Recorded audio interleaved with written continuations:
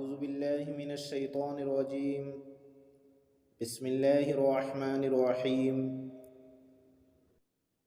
جو اولاد سے نا امید ہو جائے اس آیات کو 41 دن تک روزانہ 300 مرتبہ پڑھ کر کسی میٹھی چیز پر دم کر کے میاں بیوی آدھا کھا لیا کرے، انشاءاللہ ضرور امید برآئے گی۔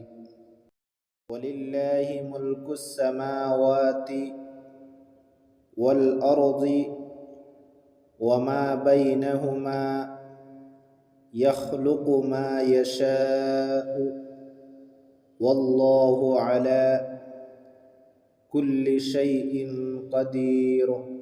وَلِلَّهِ مُلْكُ السَّمَاوَاتِ وَالْأَرْضِ وَمَا بَيْنَهُمَا يَخْلُقُ مَا يَشَاءُ وَاللَّهُ عَلَى كُلِّ شَيْءٍ قَدِيرٌ۔